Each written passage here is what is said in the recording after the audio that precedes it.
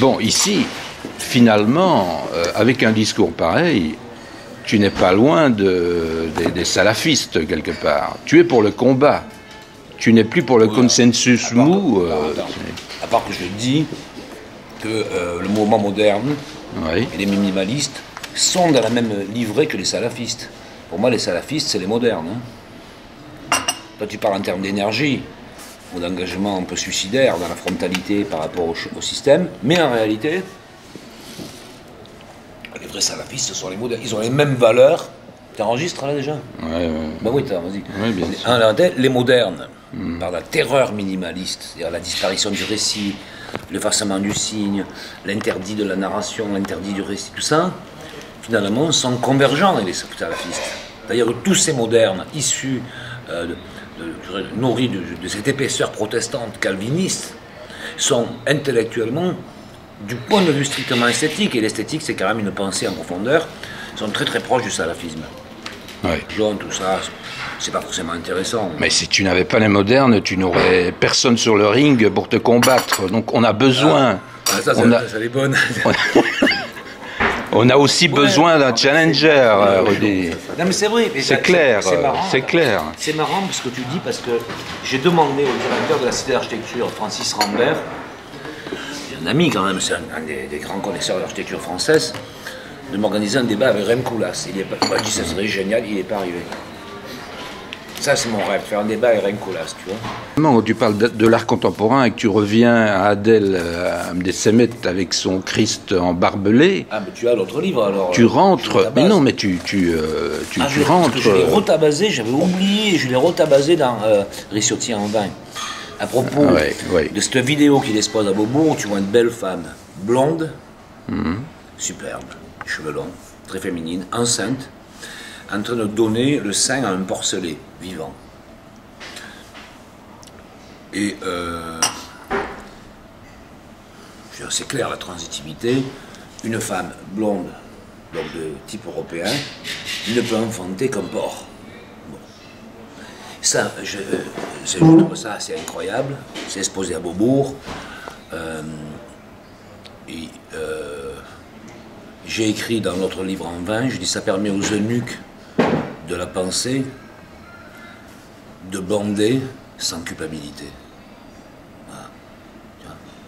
Ça c'est dans l'autre livre, j'ai écrit ça. Et je me rends parce que je l'avais tabassé par rapport au Christ en acier 2 ans plus tôt. Oui, mais c'est le boboïsme aussi, ça, toi, c'est...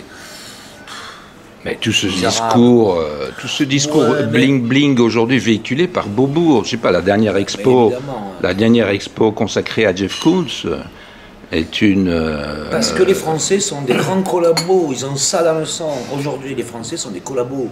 Et c'est une manière humiliante de collaborer avec, une fois Jeff Koons, une fois Franck Gehry, de se mettre dans cette... poursuite, dans cette ombre portée, tu vois, de cette énergie finalement assez critiquable, assez cynique par rapport à ce que nous sommes finalement.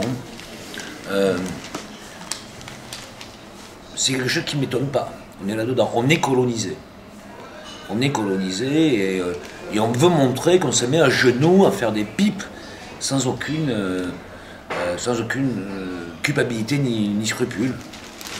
Oui, ben bon, moi je ne suis pas étonné, et le monde de l'art, les créateurs, les artistes le sait, de voir que les fonctionnaires de la culture adorent se poster de manière soumise devant ces mythologies impérialistes, tu vois, qui continuent à activer des béances, des incroyables béances. Et la vraie question qui se pose, c'est comment Koons ou Gehry perçoivent la situation française, qui est quand même assez humiliante, qui est totalement hors la vue de toute posture révolutionnaire. Comment ils nous perçoivent? Moi, je pense qu'ils nous perçoivent comme des gens profondément sans épaisseur, tu vois, soumis, quoi, tu vois, terriblement soumis. On est dans la soumission totale. Dans la soumission, dans la déliquescence. Mais en même temps, les gens qui parlent en notre nom ne sont pas les Français. Ce sont des fonctionnaires de la culture, qui sont plutôt des gens qui ont une posture naturelle à des collabos. D'ailleurs, je pense que demain, s'il faut dénoncer les Juifs, ça viendra plutôt du côté de la culture. Parce que lorsqu'on est cultivé, on est déculpabilisé par rapport à ça, tu vois. On est assez facilement antisémite dans le milieu de la culture. Tu vois. Alors, bon. Ça pose problème quand même, ça. Donc, tu as remarqué qu'on est assez facilement antisémite dans le milieu de la culture? Non. Dans les milieux culturels. Ah, tu n'as pas remarqué? Dans le milieu de l'art, oui, en général. Dans les galeries, tu veux dire dans le milieu antisémite, oui. Non, dans l'université, dans le milieu aisé, dans le milieu cultivé, on est assez facilement antisémite. Qui ne lâche pas son couplet anti-juif dans les repas mondains en ville, tu vois. Ça pose un problème quand même. Mais tu sens que ça plaît, ça va bien, ça permet à plaire, tu vois, à la radicalité islamiste. C'est dangereux déjà. On vire au politique, on va revenir à l'esthétique. Ouais, revenons à l'esthétique. On va glisser dans le. C'est plus intéressant. C'est plus marrant, c'est plus jouissif. Mais qu'est-ce qui te fait encore bander dans l'art aujourd'hui, Micciotti? Moi, dans l'art, oui. La besogne. La besogne. J'aime les artistes laborieux. Tu veux dire... Qui bossent, qui transpirent, qui se font chier. Ouais. Tu en connais? Il y en a encore? Bien sûr, il y en a plein. Attends, j'en connais plein. Tu peux citer des noms? Tiens, il y a Euskiné, Marseille à Trapandi. En France, il y a Soulache, le plus âgé, 94 ans, ou je ne sais pas combien il a. Et puis tellement d'artistes européens, ils sont nombreux. Je peux en citer, tiens, qui j'ai perdu de vue, Raoul de Bréard, tout le monde. Parce que si tu veux, moi, je peux te la jouer collecteur international. Parce que donc il y a des alternatives, à cette omniprésence de la culture globalitaire, on peut appeler ça comme ça aujourd'hui. L'art contemporain est devenu globaliste. Il y a des alternatives à la soumission des fonctionnaires de la culture de gauche à l'impérialisme et à la soumission aux mythologies impérialistes anglo-saxonnes. Parce que c'est dans la nature des cultureux de gauche de cirer les pompes des mythologies impérialistes anglo-saxonnes. Ils ont ça dans le sang. C'est une névrose qui renvoie à la psychanalyse. Ils sont construits comme ça. Ils sont construits. Moi, je me souviens, un jour, avoir entendu une journaliste du Monde dans un débat dire qu'elle préférait les équipes de type anglo-saxon plutôt que des équipes de type méditerranéen. Qu'est-ce que ça veut dire? C'est une phrase qui tombe dans un débat architectural. On se demande ce que ça veut dire, tu vois. Tu tombes des nues, tu vois. Oui, mais l'impérialisme occidental a aussi fait des conneries. Je pense à l'Inquisition, je pense à plein de troubles. On ne va pas refaire le procès de l'histoire. On ne va pas refaire le procès de l'histoire, mais quand même, c'est le pouvoir. Le pouvoir qui engendre le terrorisme contraire. Ouais, moi je pense qu'il y a beaucoup de lâcheté, surtout. Je pense qu'on est une période terriblement lâche. On confond laxisme et tolérance. On est terriblement lâche, intellectuellement lâche. Parce que le politiquement correct a fait des désastres. Politiquement correct, c'est l'ultime version de la pornographie. Je t'assure, une phrase politiquement correcte est plus porno qu'un X-hard. Tu veux que je te dise? Tu vois? Il y a des phrases qui sont plus obscènes qu'une bite qui rentre dans un cul. Tu veux que je te dise? Voilà. Ça te va, ça? On pourrait se réjouir de voir tout partir en couille. Moi, je ne me réjouis pas. Parce que je suis père, grand-père, etc. Tu vois? Et j'aimerais que, d'après moi, il y ait un tissu économique et social stable pour qu'on continue à avoir le plaisir de vivre ensemble. Tu me laisses une minute de répit pour repiocher dans ton... Tu as bien rigolé, parce que... écoute, je m'amuse toujours avec toi. Oui, non, c'est exceptionnel. Hein. C'est lui qui me disait hier qu'il a eu 15 000, il cherchait son nom, je ne savais pas. Il a eu 15 000 entrées avec mon interview, c'est ça? Non, c'est pas moi, c'est toi qui les as eus. Ouais, ton émission. C'est mais tu es devenu une star. C'est quoi être une star, un architecte star aujourd'hui? Ça te pose question quand même? Non, j'ai pas de perception de ça. Ça te positionne autrement vis-à-vis de... Non, attends, j'ai pas de perception parce que je suis d'origine ouvrière, je vis dans un village, je travaille au village, dans des endroits exceptionnels, évidemment. Tu vois, je suis pas au fond de la rue, dans un garage, en même place. Bon, je me suis dit, j'ai mérité les endroits où je travaille, tu vois, je les ai payés, tu vois, avec le fruit de mon travail, mais non, j'ai pas cette perception, parce que je suis tellement anti-jacobin, tu vois, j'ai une telle distance par rapport à cette crispation parisienne, tu vois. Ça, c'est épidermique. Pour moi, par exemple, d'aller à Paris, c'est épidermique. Je peux pas. Là, ma secrétaire m'appelait pour me dire que j'ai un rendez-vous imposé à Paris pour le boulot. J'ai fait les pieds et les mains pour le repousser au maximum à 15 jours. Il faut que je me prépare mentalement. La dernière fois que je rencontre un confrère de Paris, c'était à la Feria à Nîmes. Puis il me dit, Rudy, tu montes jamais à Paris. Tu sais, tu montes. Tu descends. Je lui dis non. J'y vais jamais. Il me dit, c'est pas vrai, tu as des projets à Paris quand même. Et ça, je dis, oui, j'ai un assistant qui vit à Paris, sur mes chantiers, il est là en permanence. Mes chantiers parisiens. Je dis, tu sais pourquoi? Celui me dit, mais pourquoi tu ne veux pas venir à Paris? Je dis, parce que, d'abord, ça me salit les cheveux. La pollution me salit les cheveux là, ça me salit. Mais c'est vrai, tu passes une journée à Paris, tu as les cheveux, tu es noirs. Hein. Et deuxièmement, parce que le volume de fourberie a atteint un tel niveau que cela crée des troubles neuro-linguistiques. Mais le copain, tire une gueule. Ça crée des troubles neuro-linguistiques.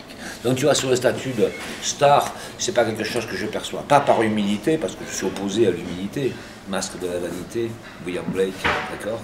Mais parce que j'ai pas cette perception. J'ai pas le temps, pas le temps. Finalement, qui est Ricciotti? Là, on découvre dans ce petit essai, cette interview, tu es double finalement.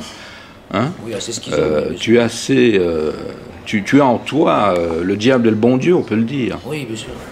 Tu revendiques ce statut de dualité. Il y avait des étudiants de l'école d'architecture de Marseille qui m'ont fait une très jolie interview. Pourtant, c'est des durs les étudiants, hein, surtout à Marseille, ils cassent. Hein. Ils m'ont fait, il y avait marqué un titre Mick Ricciotti, Rudy Jagger. C'était rigolo ça. Tu sais, ce côté ambigu. Tu vois. C'est un peu, ça me rappelle un peu l'image de Pasolini, quelque part. Qui lui. Pasolini, tu vois, Ricciotti, l'autre livre, je parle de Pasolini, j'ai mis en entrée, je dis Pasolini me fait regretter de ne pas être PD.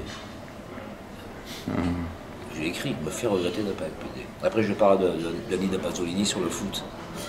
Et je vis avec mes fantasmes, mes névroses. Ah, ça, les fantasmes, je suis totalement imbibé. Hein. C'est un sujet qui m'interpelle, qui m'intéresse beaucoup. Dernièrement, Art Press a consacré tout un numéro sur bien fait d'ailleurs. Il y avait une de vos photos. Durand, sur la corrida goyesque, dont j'ai fait les décors. J'ai décoré le sable des arènes de Nîmes, d'Arles, où j'ai fait installer 220 000 pétales de rose. C'est beau ça. C'est beau ça, oui, c'était beau. Tu es abonné à la chronique taurine de Durand, non? Pas encore. Ah, tu devrais, ça coûte rien.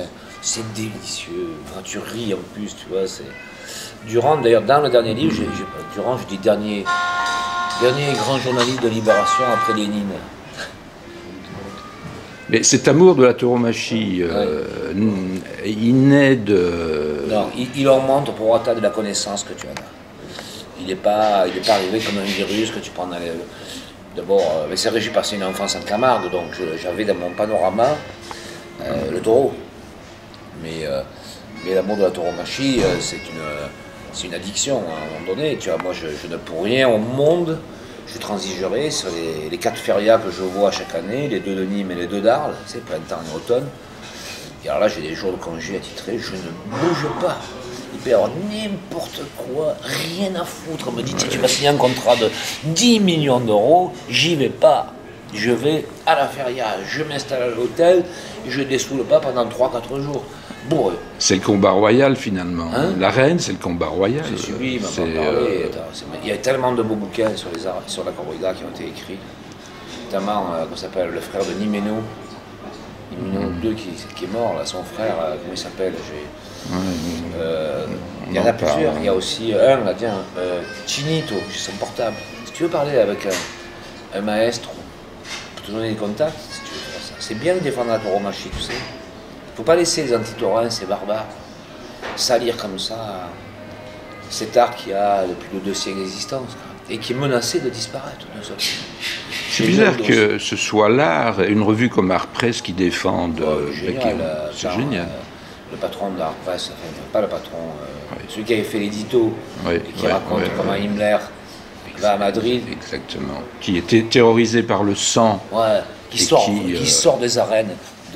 Himmler qui sort des arènes en vomissant et finalement qui va retrouver la paix dans le silence des camps de concentration. C'est Henrik, il n'a pas raté. Mais garde-le ce numéro, il est historique. Mais je le garde. C'est un collector introuvable. Absolument. Tout le monde en cherche. Et tu le mets sur eBay, tu vas l'avoir dans 500 € ce numéro. Là, il est introuvable. Je peux te dire, tout le monde le cherche. Moi-même, j'en avais acheté plusieurs, 2 fois 10. Et on me les a tous torpillés au bureau. Tout le monde s'est servi, ça a disparu à la maison. C'est une belle publicité pour la liberté du combat, finalement. Non, on peut pas. Il y a quand même... l'Empire du bien, Henrik parle de l'Empire du bien. Hein. On doit évacuer la mort, le sang, ne garder que ce qui est transparent. C'est le Curnier a écrit le monde des belles choses d'aujourd'hui. dessus, l'ami, la philosophe Jean-Paul Curnier, dont je te parlais là, au début. Il écrit des belles trucs, notamment dans un livre qui s'appelle, je crois, Prospérité du désastre, c'est pas mal. Bon, dernière question, il y en a quand même une. Ils ont fait une enquête, le ministère de la Culture, dans les musées à Londres, New York, Los Angeles. 70% des artistes présentés sont des artistes nationaux et 30% des artistes invités étrangers. En France, c'est l'inverse. 30% sont des artistes nationaux et 70% sont des artistes invités étrangers. Ça, c'est la loi du marché. Oui, la loi du marché, c'est la loi du persuadé. marché. Non. Pas persuadé. Je pense que c'est la loi des lieux communs de comportement de sous-développés, de colonisés. Sous-développés. C'est depuis la guerre, après-guerre. Ce sont des accords qui ont été passés après la guerre. Tu penses, oui. Il y a un consensus général autour on parlait de Kuntz à Pompidou. Il y a un consensus pour crédibiliser c'est misérable. Un marché globaliste qui a besoin d'être parce que tout est lié. La force financière du collectionneur, le curateur à Beaubourg qui reçoit du pognon, il faut voir les systèmes de renvoi d'ascenseur, qui reçoit des pognons de subventions, j'imagine au centre Georges Pompidou, pour défendre une expo de Kuntz. Tous les circuits, après il y a les médias qui s'en mêlent, parce que le propriétaire, il est aussi annonceur publicitaire dans la mode sur les revues. On a vu pareil pour la Fondation Cartier. Il y a une espèce de consensus critique sur l'architecture, alors que tout le monde sait que ce bâtiment est sans intérêt. Pas un seul critique d'architecture s'est prononcé sur ce bâtiment. Ils ont tous été à se taire. C'était déjà pas mal. Il n'y a que des critiques de mode qui ont encensé ce bâtiment. Pourquoi? Parce que le propriétaire est un annonceur publicitaire. C'est comme ça. Et ça, Mediapart l'a dit, il a dénoncé Mediapart, il a tabasé. Il y a des alternatives quand même, il y a Mediapart, il y a des... J'aime bien Mediapart. Moi, j'ai eu mon plus beau reportage, c'est dans Mediapart. Plusieurs pages, ouais. Vraiment bien. Hein. Ils m'ont fait ça juste après, ou au même moment où je me suis pris une garde à vue spectaculaire et très médiatique, parce que j'avais détruit un pigeonnier des années 60. Il y a un WC extérieur chez moi. Toi, j'ai bien dit dans une autre interview que on m'a dit pourquoi vous avez détruit le pigeonnier, c'est ce que j'ai dit. J'ai dit mais parce que Frédéric Mistral a essayé de le détruire lorsqu'il était enrôlé dans la 2e division blindée avec un Charpaton, il a raté au tir, Frédéric Mistral, en 1944. Et il s'appelle le grand poète, il s'est craché là en avion. Comment il s'appelle Tiens, oui, c'est vrai. Putain, le poète. Le poète. Dessine-moi un mouton. Non, oui, deuxièmement mouton. Comment Saint-Exupéry a essayé de tuer, de dézinguer avec son P-38 ce mastaba ridicule, la gloire d'une néo-provençalité asexuée. Il a raté, et entre-temps, sur ordre du ministère de la Culture, Messerschmitt a décollé de Marignan. Il a dézingué Saint-Exupéry. On ne lui a pas pardonné d'avoir voulu dézinguer Il y a le pigeonnier qui était chez moi. Enfin, tu vois comment l'histoire se reconstruit sans cesse. Parlons. Non, mais ça ne suit pas mon fil. Non, sur hors du ministère de la Culture, on va quand même terminer. On parle plus jamais du plaisir. Plaisir dans l'art, de faire des choses. On est dans un monde complètement rivé vers la rentabilité, le fric. Où trouver du plaisir aujourd'hui dans faire les choses? Le plus facilement, c'est au lit quand même. Le plus facilement, c'est au lit, mais même en solitaire. Au lit. Même en solitaire, la masturbation, c'est goûteux quand même. Oui, c'est pas cher, ça ne demande rien, c'est offert à tout le monde. Ouais. L'important, c'est d'arriver au but, quoi. Qu'importe, peu importe si ce soit le Godemiché ou... Ah, vous voulez que je revienne sur la différence entre minimal et minimum? Mais ça, il faut vous regarder le film de Laetitia Masson. C'est dans le film de Laetitia Masson. J'ai trouvé des préparatifs à la tequila. Non, mais c'est dur le plaisir aujourd'hui. C'est dur, c'est la partie. Oui, il y a des réserves. Non, ça se préserve. Mais même le rire, le problème, c'est qu'on est convoqué à la disparition du rire. Je trouve ça tragique. Les gens se prennent vachement au sérieux. Tu fais de l'humour, ça passe pas. Moi, je le vois, surtout les Parisiens qui sont totalement névrosés. Si je fais de l'humour avec eux, ils comprennent rien. Ils comprennent rien. Il y a un système, il y a un problème. Ils ne comprennent rien. Il n'y a plus d'humour. Il n'y a pas que les... Et moi, les dadaïstes, tu vois, les dadaïstes et surréalistes, je dis, qu'est-ce que j'aurais aimé vivre à cette période-là, tu vois? Qu'est-ce que j'aurais aimé être le pote d'Arthur Cravant et de Marcel Duchamp? Qu'est-ce que j'aurais rigolé, putain! Oh, ils se défonçaient, ils picolaient, ils fumaient du opium, ils partouzaient avec Minalois. Putain, ça envoyait quand même du lourd. C'était déconné, quoi. Maintenant, une tristesse. C'est vrai, c'est vrai. Sérieux, tu vois. C'est pas mal d'ailleurs. Entre Duchamp et Cravant, ils avaient le même objectif. Minaloy, la fameuse. La poétesse, c'est Cravant qui a quand même doublé Duchamp. Là. Non, mais attendez, Minaloy, au début, avait une jeune mariée, elle avait un mari qui avait 40 ans de plus. Et comme ils allaient en bringue tous les trois à Armorichaud, Cravant habillé juste avec un drap de lit pour montrer ses muscles imposants aux dames là-bas. Et puis que Minaloy, elle avait un mec qui avait 40 ans de plus, je crois, qui dormait, elle faisait la bringue avec Duchamp et Cravant. Et puis comme il se saoulait la gueule et qu'il prenait, il fumait le narguilé ils se sont mis au lit aussi, ensemble. Ils ont essayé de touser. Et cette phrase incroyable, c'est Lacarelle, dans un livre sur Cravant qui le cite, il écrit cette phrase, déçu, au petit matin, la mariée se rhabilla. C'est fabuleux cette histoire-là. C'est là que tu apprends, parce qu'en fait, ils avaient ce qu'on attribue à Duchamp, sur l'histoire de la mariée mise à nu. Oui. Ah, c'est ça la vraie histoire. La vraie histoire, c'est qu'ils ont essayé de partouzer tous les trois. Et comme ils étaient complètement pétés, Cravant dit déçu au petit matin, la mariée se rhabilla. Fabuleux, je trouve. Ah, c'est beau ça. Avant qu'elle devienne. Et alors Cravant et Duchamp ensemble. Ah oui, au plumard. Tous les trois. Ah, c'est beau. C'est fabuleux, je trouve ça. C'est beau. Ouais. Et après, Minaloy est devenu officiellement la compagne, en tous les cas, d'Arthur Cravant. Cravant, mort dans le golfe du Mexique, comme tu me l'as rappelé hier. Mais sur Internet, tape Minaloy, il y a une performance qui est faite à un oral. Une poète qui parle d'Alaïla qui prononce le texte de Minaloy quand elle cherche son mari. Elle dit, tu as la force d'un bœuf. Cravant et Duchamp, c'est un peu le corps et l'esprit. Duchamp, c'est l'esprit, Cravant, le corps. C'est un peu le grand verre, finalement. Oui, c'est Mazzoni, Garibaldi, par exemple. Tu vois, c'est le théoricien et le combattant. Et si on devait faire un grand verre avec Ricciotti, qu'est-ce qu'on mettrait on pourrait dissocier deux parties. Oui. Je ne serais pas le penseur, je serais plutôt l'activiste. L'activiste, du côté de Cravant, finalement. Ouais, parce que moi je m'associe volontiers à des gens qui pensent plus vite que moi. Voilà. je suis prêt à très vite accepter, à retourner ma veste comme Dutronc, parce que j'assiste à des intelligences remarquables.